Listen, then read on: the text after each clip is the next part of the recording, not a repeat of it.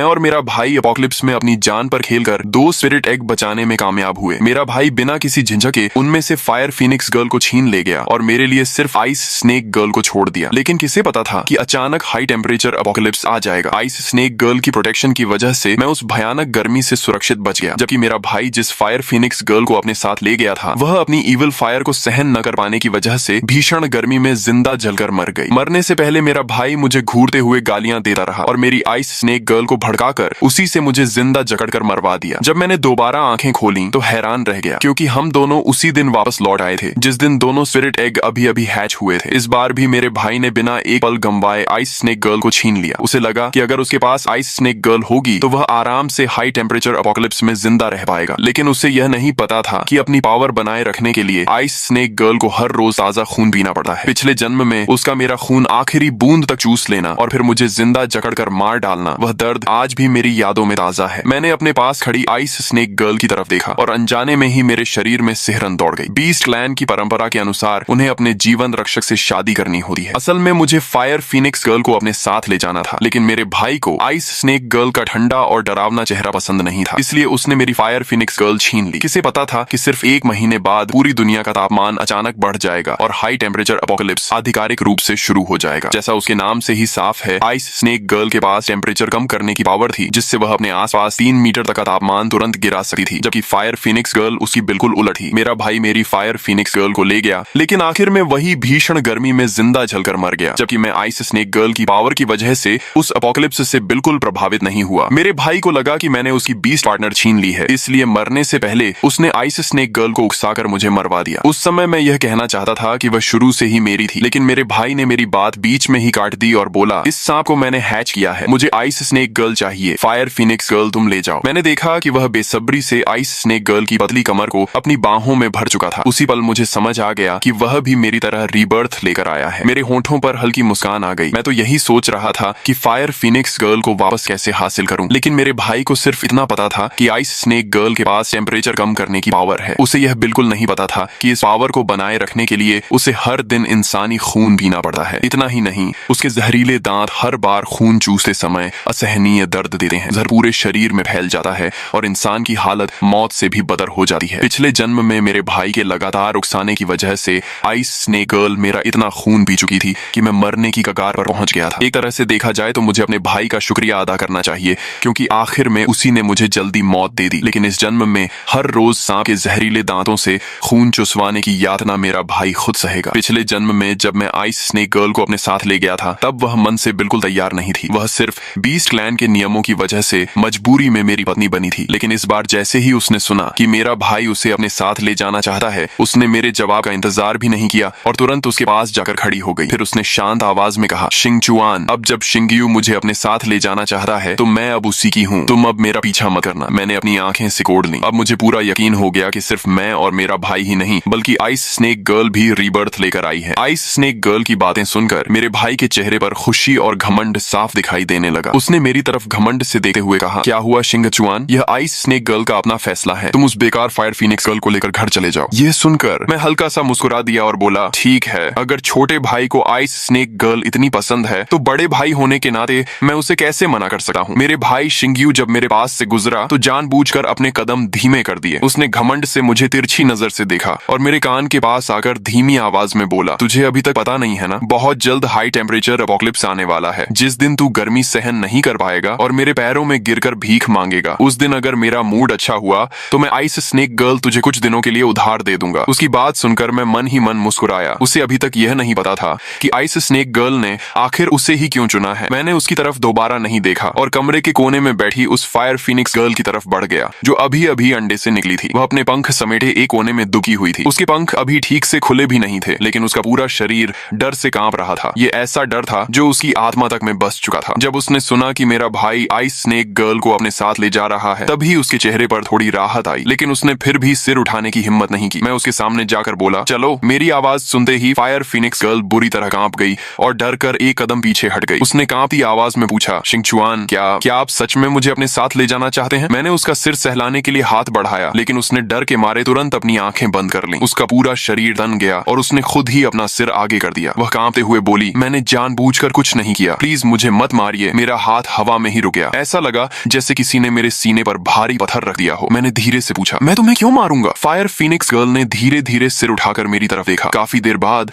उसने अपनी आंखें खोली। उन आंखों में न गुस्सा था न नफरत, सिर्फ इतना गहरा डर था कि जैसे वह महसूस करना ही भूल चुकी हो। उसी पल मुझे समझ आ गया कि वह भी रीबर्थ लेकर आई है। मैंने धीरे से पूछा, फायर फीनिक्स, क्या मेरे भाई ने तुम्हारे साथ? लेकिन मेरी बात पूरी होने से पहले ही वह बुरी तरह सिमट गई और घबरा कर बोली, उसका नाम मत लीजिए, प्लीज उसका नाम मत लीजिए। उसका पूरा शरीर दर्द से सिकुड़ गया, जैसे किसी ने उसके दिल में चाकू घोंप दिया हो। उसकी आंखों के कोनों से खून तक निकल आया। मैंने उससे आगे कुछ नहीं पूछा। मैं बस धीरे से उसे अपनी बाहों में लेकर उसके सामने खड़ा हो गया और शांत आवाज में कहा, अब सब ठीक है, अब तुम्हें कोई कुछ नहीं करेगा। उसका शरीर अभी भी कांप रहा था, लेकिन इस बार उसने खुद को छुड़ाने की कोशिश नहीं की। काफी देर बाद उसने धीरे से पूछा, शिंगचुआन, आपने मुझे अपने साथ क्यों ले लिया? मैंने उसकी आंखों में देखते हुए शांत स्वर में कहा, क्योंकि तुम मेरी हो। ये कोई दया या एहसान नहीं है, बल्कि सच है। इसके बाद मैं फायर फीनिक्स गर्ल को लेकर वहां से चला आया। पूरे रास्ते वह बहुत सावधानी से मेरे पीछे पीछे चलती रही, जैसे उसे डर हो कि अगर उसने कोई गलती कर दी तो मैं भी उसे छोड़ दूंगा। काफी दूर आने के बाद उसने धीरे से पूछा, शिंगचुआन, हम कहाँ जा रहे हैं? मैंने जवाब दिया, घर, लेकिन मेरा घर यहाँ से काफी दूर है। यहाँ कोई गाड़ी भी नहीं है, इसलिए तुम्हें मेरे साथ थोड़ा पैदल चलना पड़ेगा। मेरी बात पूरी भी नहीं हुई थी कि उसने झिझकते हुए कहा, अगर आपको मुझसे कोई परेशानी नहीं है तो मैं आपको उड़ाकर घर ले चलती हूँ। इतना कहकर वह झुक गई और मुझे अपनी पीठ पर बैठने का इशारा किया। मैं थोड़ा शर्मिंदा होकर बोला, नहीं, इसकी जरूरत नहीं। लेकिन वह मुस्कुराकर बोली, कोई बात नहीं शिंगचुआन, आइए, मैं आपको उड़ाकर घर ले चलती हूँ। उसके बार बार कहने पर मैं उसकी पीठ पर बैठ गया। मैं उसे रास्ता बताने ही वाला था कि वह बोली, जरूरत नहीं, मुझे पता है आपका घर कहाँ है। मैं हैरान रह गया और उससे पूछने ही वाला था कि उसे कैसे पता है। तभी वह बोली, शिंगचुआन, हम घर पहुंच गए। उसकी रफ्तार देखकर मैं दंग रह गया। वह किसी हवाई जहाज से भी तेज उड़ रही थी। मेरी हैरानी देखकर वह गर्व से मुस्कुराई और बोली, हवाई जहाज क्या चीज है? मैं फीनिक्स क्लैन की हूँ। पहली बार मैंने उसे ध्यान से देखा। उसके चेहरे पर मासूमियत साफ झलक रही थी। उसकी बड़ी बड़ी आंखों में एक भोली लड़की जैसी चमक थी। वह आइस स्नेक गर्ल की तरह बिल्कुल नहीं थी, जिसकी आंखों में हमेशा बर्फ जैसी ठंडक और उम्र से कहीं ज्यादा गहराई दिखाई देती थी। तभी फायर फीनिक्स गर्ल ने उम्मीद भरी नजरों से मेरी तरफ देखते हुए पूछा, शिंगचुआन, क्या आप मेरी तारीफ नहीं करेंगे? मैंने उसे देखते हुए गहरी सांस ली और कहा, तुम इतनी अच्छी हो, फिर उसने तुम्हारे साथ इतना बुरा कैसे किया? इतना कहते ही मुझे अपनी गलती का एहसास हो गया। मैंने देखा कि उसके चेहरे की मुस्कान पल भर में गायब हो गई। मैं तुरंत बोला, माफ करना आप हैं, मेरा इरादा तुम्हें दुख पहुंचाने का नहीं था। वह हल्का सा मुस्कुराई और बोली, आप हैं, ये नाम बहुत अच्छा है। शिंगचुआन, क्या मैं सच में इतनी बेकार फीनिक्स हूँ? मेरे कुछ कहने से पहले ही वह खुद बोलती चली गई। वह हमेशा कहता था कि मैं किसी काम की नहीं हूँ, मैं सिर्फ उसके शरीर को और गर्म कर देती हूँ। आइस स्नेक गर्ल की तरह उसकी मदद नहीं कर सकती। वह कहता था कि उसकी सारी बदकिस्मती की वजह मैं हूँ। उसने मेरे पंख एक एक करके नोच दिए, सुइयों से मुझे गोदा, चिमटे से मेरी चोंच तोड़ दी, फिर मेरे पंख भी तोड़ दिए और मुझे बाहर मरने के लिए फेंक दिया। क्या मैं सच में आइस स्नेक गर्ल से इतनी खराब हूँ? शिंगचुआन, फिर भी आप मुझे अपने साथ क्यों ले आए? मैं तो किसी काम की फीनिक्स नहीं हूँ। मुझे पहले से अंदाजा था कि शिंगयू ने उसके साथ बुरा व्यवहार किया होगा, लेकिन मैंने कभी नहीं सोचा था कि वह इतना निर्दयी होगा। फायर फीनिक्स गर्ल को चुनने का फैसला उसी का था। हाई टेम्परेचर अपोकलिप्स आने की भविष्यवाणी कोई नहीं कर सकता था। फिर उसने अपनी सारी नाकामी का दोष उसी पर क्यों डाल दिया? मैंने तुरंत उसका हाथ पकड़कर कहा, ऐसा बिल्कुल नहीं है आप हैं,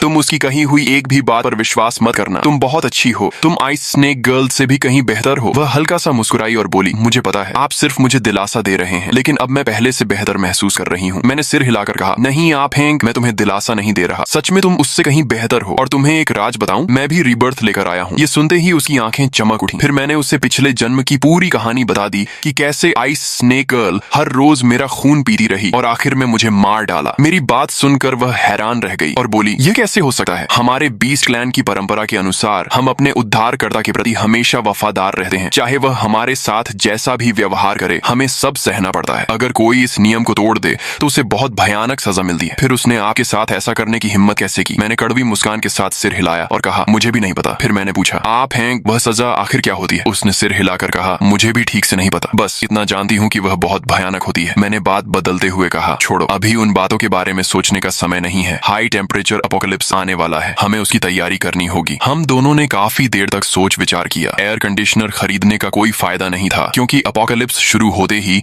बिजली और पानी की पूरी व्यवस्था ठप हो जाने वाली थी। आखिर में मैंने फैसला किया कि अपने गांव वाले घर के आंगन में एक बहुत गहरा अंडरग्राउंड सेलर खोदेंगे। अंडरग्राउंड सेलर गर्मियों में ठंडा और सर्दियों में गर्म रहता है, और सबसे बड़ी बात यह कि उसे ठंडा रखने के लिए किसी मशीन की जरूरत नहीं पड़ती। फायर फीनिक्स गर्ल सिर्फ तेज उड़ ही नहीं सकती थी, बल्कि उसकी ताकत भी बेहद ज्यादा थी। सिर्फ एक हफ्ते के अंदर उसने 100 मीटर से भी ज्यादा गहरा अंडरग्राउंड सेलर खो दिया। उसे खोदे समय हमें अंडरग्राउंड वाटर भी मिल गया। अब हमारे पास ठंडा तापमान भी था और पानी भी। मैं फायर फीनिक्स गर्ल की पीठ पर बैठकर अंडरग्राउंड सेलर की सबसे निचली मंजिल तक गया। नीचे पहुंचते ही चारों तरफ की ठंडी हवा ने मुझे घेर लिया। ऊपर की झुलसाने वाली गर्मी और नीचे की ठंडक में जमीन आसमान का फर्क था। मुझे ठंड से कांपता देखकर फायर फीनिक्स गर्ल ने तुरंत अपनी पावर इस्तेमाल की और आसपास का तापमान आरामदायक बना दिया। मैंने कहा, अब हमारे पास पानी भी है और सही तापमान भी, लेकिन खाने का क्या करेंगे? वह मुस्कुराई और बोली, ये तो बहुत आसान है। हम इसके पास एक और बड़ा अंडरग्राउंड सेलर बनाएंगे, उसमें बीज बो देंगे, ऊपर सूरज की रोशनी होगी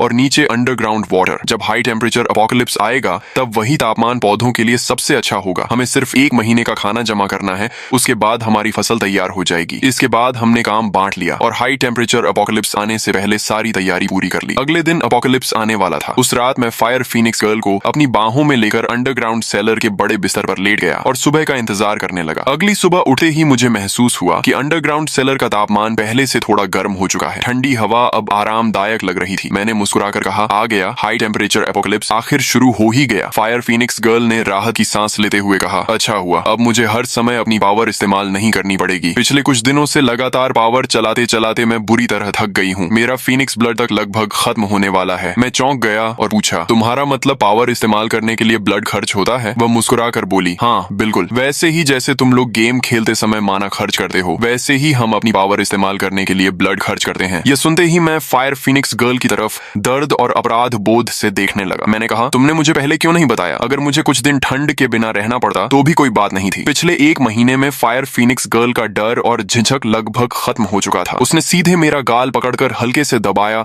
और मुस्कुराते हुए बोली, मुझे पहले से पता था, अगर मैं आपको बता देती तो आप कभी मुझे अपनी पावर इस्तेमाल नहीं करने देते। उसकी बात सुनकर मेरा दिल भर आया। मैं उसे देखता रहा और मन ही मन सोचने लगा कि आखिर बीस्ट क्लैन के 2 लोगों में इतना फर्क कैसे हो सकता है। पिछले जन्म में मैंने कभी आइस स्नेक गर्ल से गर्मी की शिकायत तक नहीं की थी। गर्मी उससे खुद बर्दाश्त नहीं हो रही थी, इसलिए उसने जबरदस्ती अपनी पावर इस्तेमाल की, लेकिन उसकी पावर चलती मेरे खून से थी। ये याद आते ही मैंने गहरी सांस ली और धीरे से बुदबुदाया, पता नहीं इस समय शिंगयू की क्या हालत होगी। अगर पिछले जन्म जैसा ही सब हो रहा है तो आज उसके खून चूसने का पहला दिन होगा। अफसोस, उसकी हालत अपनी आंखों से नहीं देख पा रहा। शायद फायर फीनिक्स गर्ल मेरे मन की बात समझ गई थी। वह मुस्कुराई और बोली, भैया मैं आपको कुछ मजेदार दिखाती हूँ। इतना कहकर उसने रहस्यमय अंदाज में मुझे एक ब्रॉन्ज मिरर पकड़ा दिया। मैंने हैरानी से पूछा, यह क्या है? एक साधारण आईना? मैं उसे बार बार उलट पलट कर देखने लगा, लेकिन उसमें कुछ भी खास नजर नहीं आया। तभी फायर फीनिक्स गर्ल ने उस ब्रॉन्ज मिरर पर हल्की सी आग फूंकी। अगले ही पल उसका धुंधला शीशा बिल्कुल साफ हो गया और उसमें अचानक शिंगयू और आइस स्नेक गर्ल दिखाई देने लगे। मेरी उलझन देखकर फायर फीनिक्स गर्ल मुस्कुराई और बोली, ये फीनिक्स क्लैन का ट्रेजर है। इसे तुम इंसानों की भाषा में सर्वेलेंस कैमरा कह सकते हो। फर्क सिर्फ इतना है कि इसे न बिजली चाहिए और न ही नेटवर्क। मैंने सिर हिलाया और ब्रॉन्ज मिरर में दिख रहे दृश्य को ध्यान से देखने लगा। उसमें शिंगयू पूरी तरह पसीने से भीगा हुआ आइस स्नेक गर्ल के सहारे बैठा था और लगातार चिल्ला रहा था, गर्मी से जान निकल रही है, जल्दी अपनी कूलिंग पावर इस्तेमाल करो। आइस स्नेक गर्ल ने हल्के से होंठ भींचे। उसे देखते ही मैं समझ गया कि अब वह अपना असली रंग दिखाने वाली है। उसके चेहरे पर एक अजीब सी मुस्कान उभरी और उसने शिंगयू की तरफ घूरते हुए कहा, शिंगयू तुमने ही मुझसे अपनी पावर इस्तेमाल करने को कहा है, बाद में पछताना मत। शिंगयू बेसब्री से चिल्लाया, जल्दी करो, मैं गर्मी से मर जाऊंगा। लेकिन उसकी बात पूरी होने से पहले ही आइस स्नेक गर्ल ने अपने जहरीले दांत सीधे उसकी बाह में गड़ा दिए। अगले ही पल शिंगयू दर्द से चीख उठा। उसका पूरा शरीर अकड़ गया और वह हिल तक नहीं पाया। मुझे अच्छी तरह पता था कि स्नेक वेनम ने उसकी मोटर नर्व्स को सुन्न कर दिया था, लेकिन उसकी कीमत यह थी कि उसके पेन नर्व्स 10,000 गुना ज्यादा संवेदनशील हो चुके थे। यानी उसे जो दर्द महसूस हो रहा था वह किसी आम सांप के काटने से 10,000 गुना ज्यादा था। शिंगयू का चेहरा दर्द से पूरी तरह बिगड़ गया। उसकी चीखें पूरे अंडरग्राउंड सेलर में गूंज रही थीं और उन्हें सुनकर मेरे कान तक सुन्न होने लगे। मैंने तुरंत ब्रॉन्ज मिरर बंद कर दिया। जैसे ही पीछे मुड़ा, देखा फायर फीनिक्स गर्ल मुझे बड़ी अजीब नजरों से देख रही थी। मैंने पूछा, क्या हुआ? अगले ही पल वह दौड़कर मुझसे लिपट गई और अपने पंखों में मुझे ढक लिया। उसकी आवाज कांप रही थी, शिंगचुआन, क्या पिछले जन्म में आपके साथ भी बिल्कुल ऐसा ही हुआ था? तब मुझे समझ आया कि वह मेरी तकलीफ की कल्पना करके ही टूट गई थी। न जाने क्यों मेरी आंखें भी नम हो गईं। पिछले जन्म में मेरे माता पिता हमेशा शिंगयू का पक्ष लेते थे। हर बार मुझे ही उससे समझौता करने के लिए कहते थे, लेकिन कभी किसी ने यह नहीं पूछा कि मेरे दिल पर क्या बीत रही है। सच में मेरी परवाह की थी। मुझे रोता हुआ देखकर फायर फीनिक्स गर्ल पूरी तरह घबरा गई। वह बार बार माफी मांगते हुए बोली, ये सब मेरी गलती है, मुझे माफ कर दीजिए। अगर मुझे पहले पता होता कि आइस स्नेक गर्ल ने आपके साथ इतना अत्याचार किया है तो मैं कभी आपको उसके पास नहीं छोड़ी। मैं तो हमेशा यही समझती रही कि उसके पास टेम्परेचर कम करने की पावर है, इसलिए वह आपको आराम से रखेगी। अगर मुझे सच्चाई पता होती तो अपनी जान की बाजी लगाकर भी आपको वापस ले आती। उसकी बातें सुनकर मैं हैरान रह गया। मुझे समझ नहीं आया कि वह ऐसा क्यों कह रही है, लेकिन उसकी बाहों में रहते हुए मेरे मन को पहली बार सुकून मिला। कुछ देर बाद मैंने फिर से वह ब्रॉन्ज मिरर खोल दिया, ये देखने के लिए कि उधर क्या चल रहा है। अब शिंग्यू की दर्द भरी चीखें बंद हो चुकी थीं। वह सोफे पर बेहद कमजोर हालत में पड़ा कांप रहा था। आइस स्नेक गर्ल की जीभ उसके चेहरे पर धीरे धीरे घूम रही थी। वह मुस्कुराकर बोली, तुम वाकई काफी सहनशील हो, अपने भाई से कहीं ज्यादा। फिर उसने कांपते हुए शिंग्यू की तरफ देखा और बोली, रो क्यों रहे हो? अगर हाई टेम्परेचर अपोकलिप्स में मैं तुम्हारे साथ न होती तो क्या तुम इतनी आराम से जिंदा रह पाते? तुम्हारा भाई शिंगचुआन तो मेरे बिना अब तक गर्मी से तड़प तड़प कर मर गया होगा। उसकी बात सुनकर मैं बस आंखें घुमाकर रह गया। सच तो यह था कि मैं इस समय पहले से कहीं ज्यादा आराम में था। तभी शिंग्यू जैसे कुछ सोचकर बोला, क्यों ना मैं किसी बहाने शिंगचुआन को यहाँ बुला लूं, फिर तुम उसका भी खून पी लेना। लेकिन अगले ही पल उसने खुद ही सिर हिलाया, नहीं, अगर वह यहाँ आ गया तो उसे भी तुम्हारी पावर का फायदा मिल जाएगा। मैं तो चाहता हूँ कि वह गर्मी से तड़प तड़प कर मरे, फिर मेरे पैरों में गिरकर मुझसे भीख मांगे। उसकी बातें सुनकर मैंने बेबसी से मुस्कुरा दिया। आज तक मुझे समझ नहीं आया कि मैंने आखिर उसका क्या बिगाड़ा था। वह खुद चाहे कितनी भी तकलीफ में रहे, लेकिन मुझे खुश नहीं देख सकता था। हालांकि एक बात माननी पड़ेगी, आइस स्नेक गर्ल और शिंग्यू सच में एक दूसरे के लिए बने थे। दोनों ही अंदर से एक जैसे थे। आइस स्नेक गर्ल उसकी बात सुनकर मुस्कुराई। शिंग्यू भी जैसे अचानक जोश से भर गया। उसने अपने आंसू पोंछे किसी तरह उठकर बैठा और बोला, मुझे फोन दो, मैं अभी शिंगचुआन को कॉल करता हूँ। मैं उसकी हालत पर खूब हंसूंगा। आइस स्नेक गर्ल ने ठंडी मुस्कान के साथ फोन उसकी तरफ बढ़ाया और बोली, यही तो मैं देखना चाहती थी, तुम सच में अपने भाई से कहीं ज्यादा समझदार हो। अगले ही पल शिंग्यू का फोन मेरे पास आ गया। मैंने बिना देर किए कॉल उठा ली। मैं भी देखना चाहता था कि इस बार वह किस बात का घमंड करेगा। बचपन से ही उसे अपनी हर चीज दिखाने का शौक था। उसके पास जो भी चीज होती और मेरे पास नहीं होती, वह हर समय उसका दिखावा करता रहता था। मुझे उसकी किसी बात से कभी फर्क नहीं पड़ता था, लेकिन जितना मैं उसे नजरअंदाज करता उतना ही उसे लगा कि मैं उससे जलता हूँ। कॉल उठाते ही उसने हंसते हुए कहा, भैया अब तो हाई टेम्परेचर एपोकलिप्स शुरू हो चुका है, तुम शायद गर्मी से मरने वाले होगे। अगर अभी भी मेरे सामने घुटनों के बल बैठकर भीख मांगो तो मैं सोच सकता हूँ कि तुम्हें कुछ दिनों के लिए अपने घर में रहने दूं। मैं फोन पर हल्का सा हंसा। शायद उसे उम्मीद थी कि मैं रोते हुए उससे मदद मांगूंगा, लेकिन मेरी आवाज सुनकर वह खुद चौंक गया। फिर वह गुस्से में बोला, क्या बात है, क्या गर्मी ने तुम्हारा दिमाग खराब कर दिया है? मुझे सबसे ज्यादा तुम्हारा यही घमंडी चेहरा नापसंद है। अब अगर तुम मेरे सामने घुटनों के बल भी गिरोगे तब भी मैं तुम्हें अपने घर नहीं आने दूंगा। हाँ, आखिर हम भाई हैं, इसलिए इतना भी निर्दयी नहीं बनूंगा। अगर तुम मुझे 2 बार सिर झुकाकर प्रणाम करोगे तो शायद मैं दोबारा सोच लूं। मैंने शांत स्वर में जवाब दिया, जरूरत नहीं है छोटे भाई, मैं यहाँ बहुत आराम से हूँ। हाँ, तुम यह बताओ, आइस स्नेक गर्ल के हाथों रोज अपना खून चुसवाने का अनुभव कैसा लग रहा है? मेरी बात सुनकर शिंग्यू कुछ पल के लिए पूरी तरह चुप हो गया। फिर अचानक जोर से हंस पड़ा और बोला, शिंगचुआन, लगता है तुम गर्मी से पागल हो गए हो। इतनी बेवकूफी भरी कहानी भी कोई बना सकता है? मैंने मुस्कुराकर कहा, छोटे भाई, कहीं तुम्हें ऐसा तो नहीं लगा कि रीबर्थ सिर्फ तुम्हें ही मिला है? और हाँ, फायर फीनिक्स गर्ल मेरे साथ बहुत अच्छी तरह है। सच कहूँ तो उसे मुझे देने के लिए तुम्हारा धन्यवाद। इतना कहकर मैंने बिना उसकी बात सुने फोन काट दिया। ब्रॉन्ज मिरर में मैंने देखा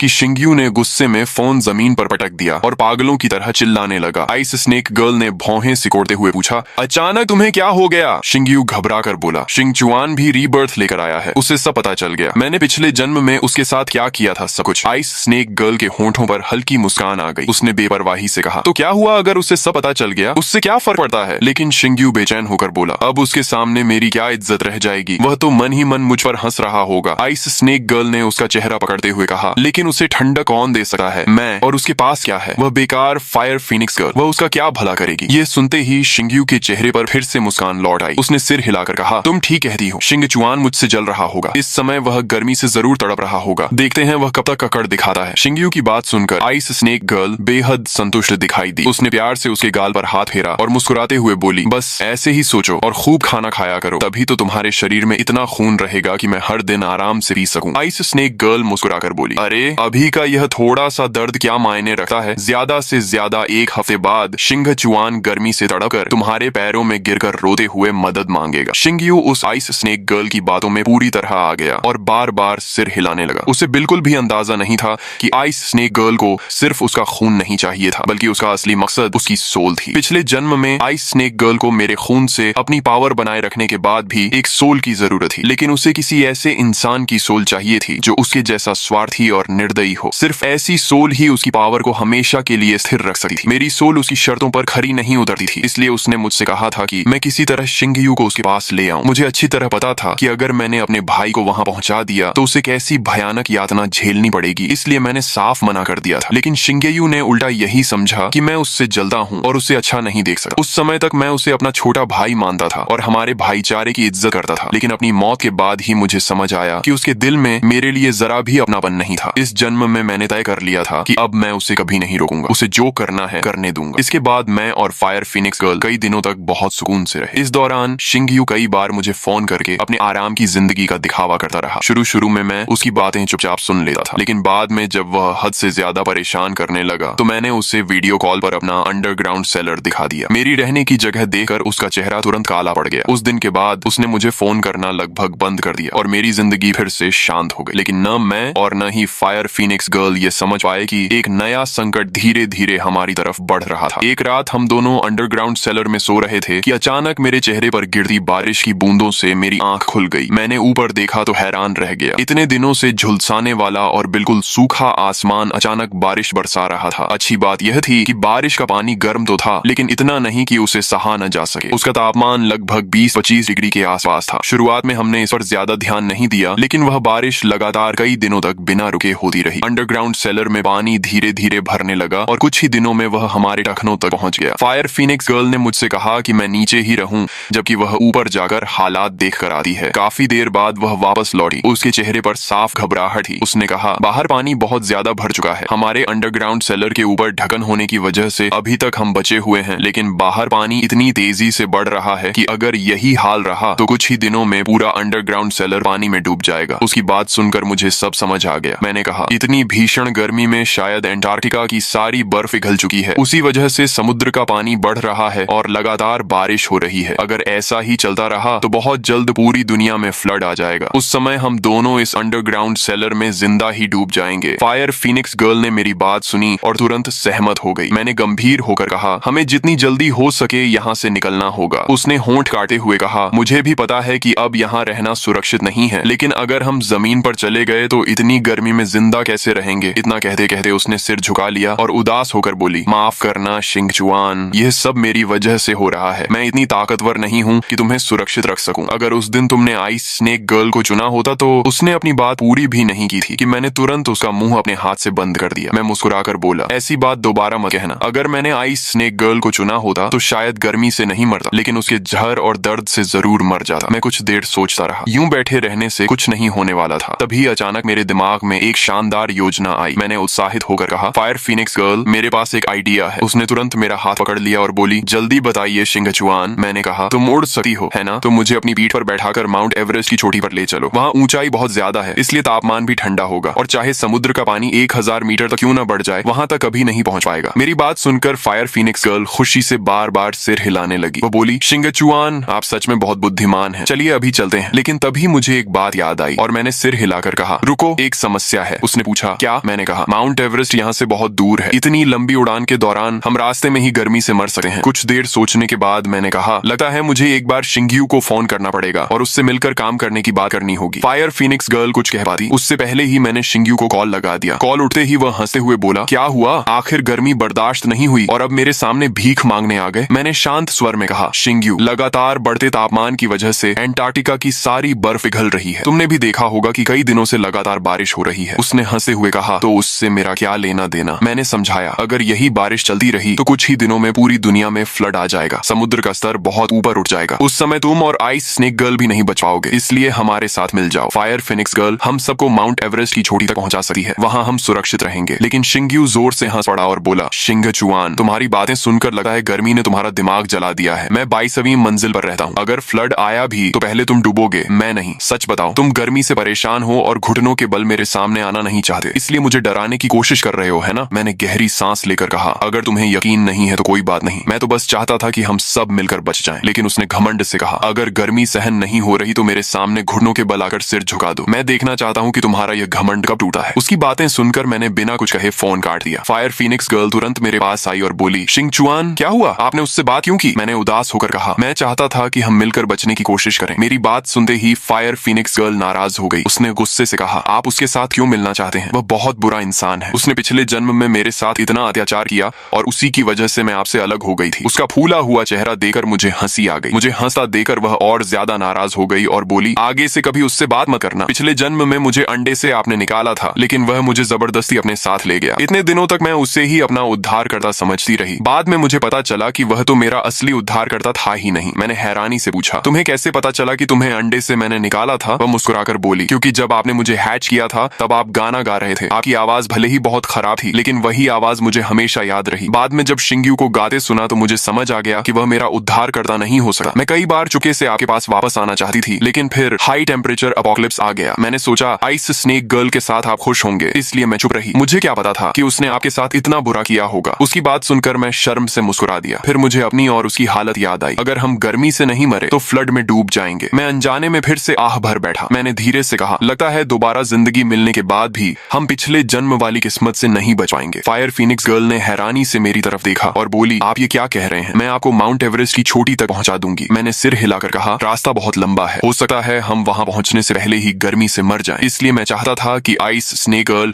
रास्ते भर हमें थोड़ा ठंडा रखे। अगर और कोई रास्ता नहीं बचा तो शायद मुझे शिंग्यू से हाथ जोड़कर मदद मांगनी पड़े। मेरी मौत से मुझे फर्क नहीं पड़ता, लेकिन मैं तुम्हें मरते हुए नहीं देख सकता। मेरी बात सुनकर फायर फिनिक्स गर्ल 2 पल तक मुझे देखती रही, फिर अचानक जोर से हंस पड़ी। वह मुस्कुराकर बोली, मैं तो सोच रही थी कि आप किस बात की चिंता कर रहे हैं और आप तो बस इतनी सी बात को लेकर परेशान हैं। लेकिन सच बताइए, क्या आप सच में मेरी खातिर उस घटिया आदमी के सामने झुकने के लिए तैयार थे? मैं उसकी बात सुनकर भावुक हो गया, लेकिन फिर भी मुस्कुराकर बोला, अरे ये मजाक करने का समय है क्या? फायर फिनिक्स गर्ल बिना कुछ कहे अपने इंसानी रूप से वापस विशाल फिनिक्स के रूप में बदल गई और बोली, आइए मेरी पीठ पर बैठ जाइए। मुझे समझ नहीं आया कि वह क्या करने वाली है, लेकिन मैंने उसकी बात मान ली और चुपचाप उसकी पीठ पर बैठ गया। वह मुस्कुराकर बोली, अच्छी तरह बैठ जाइए, अब हम निकल रहे हैं। मैं घबराकर बोला, रुको फायर फिनिक्स गर्ल, हम रास्ते में गर्मी से मर जाएंगे। लेकिन मेरी बात पूरी होने से पहले ही पूरी दुनिया घूमती हुई महसूस हुई। मेरा सिर चकराने लगा, पेट में मिचली उठी और ऐसा लगा जैसे अभी उल्टी हो जाएगी। मैंने मन ही मन सोचा कि शायद इतनी गर्मी की वजह से मेरा शरीर जवाब दे रहा है और अब मेरी मौत आई है। इसलिए मैंने आंखें बंद कर ली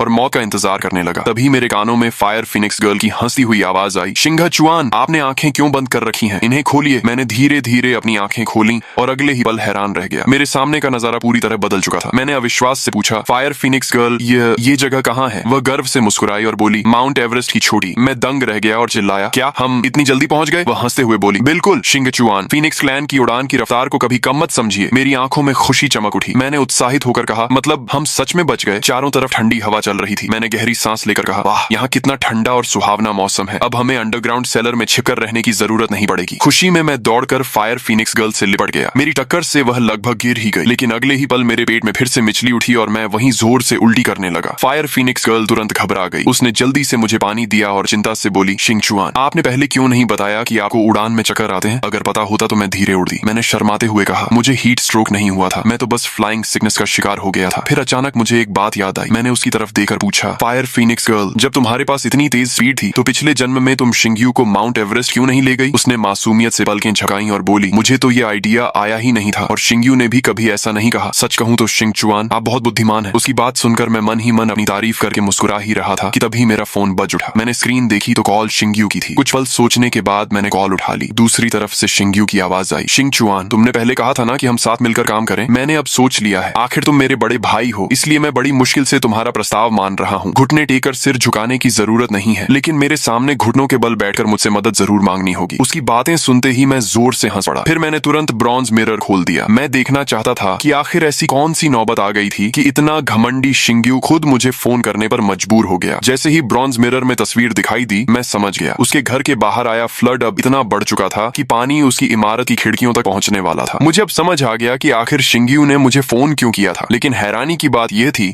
कि मदद मांगने वाला वही था, फिर भी बात ऐसे कर रहा था जैसे मुझ पर कोई एहसान कर रहा हो। फोन के दूसरी तरफ से उसकी आवाज आई, अरे शिंघचुआन, चुप क्यों हो? मैं तो सिर्फ इसलिए तुम्हारे साथ मिलकर काम करने को तैयार हुआ हूँ क्योंकि तुम मेरे बड़े भाई हो। मेरी बात ठुकराने की गलती मत करना। मैंने व्यंग्य से कहा, तो क्या मुझे तुम्हारा धन्यवाद भी करना चाहिए? लेकिन शिंगयू को मेरी बातों का मतलब समझ ही नहीं आया। वह घमंड से बोला, बिल्कुल, मैं तुम्हारा जीवन बचाने वाला हूँ, इसलिए तुम्हें मेरे सामने घुटनों के बल बैठकर मुझसे मदद मांगनी होगी। उसकी बेवकूफी भरी बातें सुनकर मैंने बिना एक शब्द बोले फोन काट दिया, लेकिन अगले ही पल उसका फोन फिर से आ गया। मैं उठाना नहीं चाहता था, मगर यह जानने की उत्सुकता थी कि अब वह कौन सा नया बहाना बनाएगा, इसलिए मैंने फिर से कॉल उठा ली। इस बार उसने बनावटी उदारता दिखाते हुए कहा, चलो शिंघचुआन, तुम मेरे बड़े भाई हो, इसलिए मैं एक कदम और पीछे हट जाता हूँ। अब तुम्हें मेरे सामने घुटने टेकने की भी जरूरत नहीं है, बस जल्दी से यहाँ आओ, मुझे और आइस स्नेक गर्ल को माउंट एवरेस्ट की चोटी तक पहुँचा दो। मैंने शांत स्वर में कहा, छोटे भाई, अब मुझे आइस स्नेक गर्ल की कोई जरूरत नहीं है, तुम दोनों किसी और के साथ मिलकर बचने की कोशिश करो। मेरी बात सुनते ही वह घबरा गया और बोला, ज्यादा बहादुरी मत दिखाओ, माउंट एवरेस्ट यहाँ से बहुत दूर है, तुम लोग रास्ते में ही गर्मी से मर जाओगे, जल्दी से हमारे पास आओ। मैंने बिना कुछ कहे वीडियो कॉल ऑन कर दी और मुस्कुरा कर बोला, छोटे भाई जरा खुद देख लो कि मैं अभी कहाँ हूँ। उसने तिरस्कार से कहा, और कहाँ होगे? मैंने कैमरा घुमाकर चारों तरफ बर्फ से ढकी चोटियां दिखाई